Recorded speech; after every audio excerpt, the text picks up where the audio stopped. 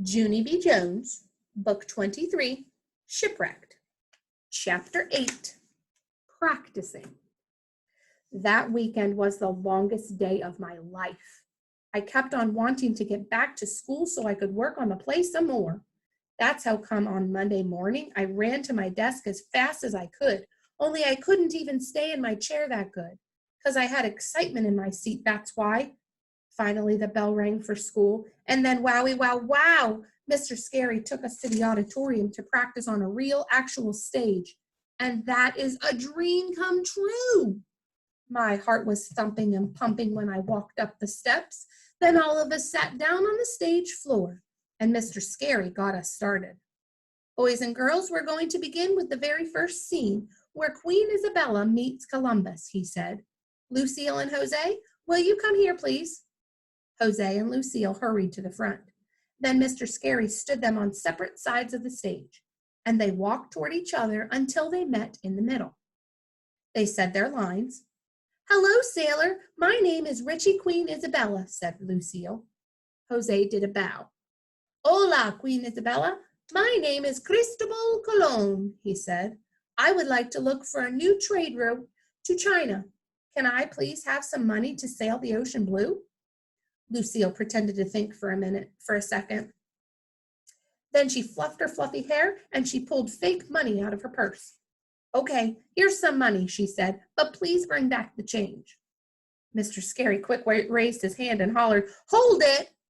I don't really remember the line about bringing back the change, Lucille, he said. Is that something new you've added? Lucille nodded. Yes, my Nana and I thought of it over the weekend, she explained. Nana says that rich people always ask for the change. Or else, how do you think that they got rich? Mr. Scary stared at Lucille a real long time. Then finally he said, Let's move on. And he called for the actors in Scene 2. Scene 2 is where Columbus picks out the sailors for his trip. All of the sailors ran speedy quick to the front of the stage. Then Jose stood on a box in front of them, and he said his next line. Who would like to sail the ocean blue with me? Please call out your names, he said.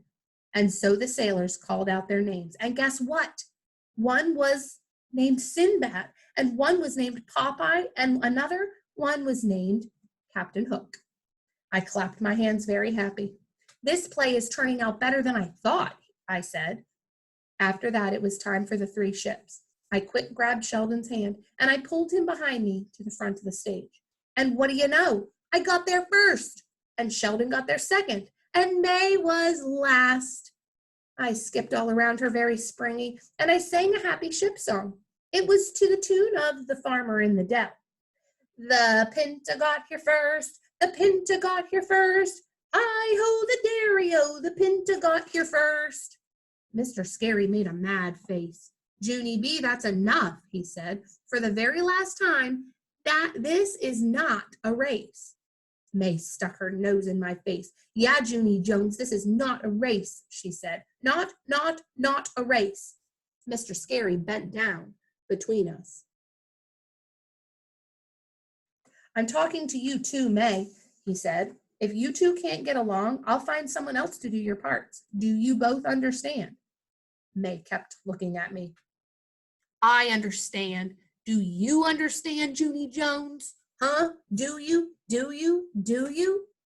Mr. Scary stood back up. Then, very silent, he took May to the back of the stage, and he made her sit down. I laughed and pointed and waved to her back there. Then bad news. I had to sit down too.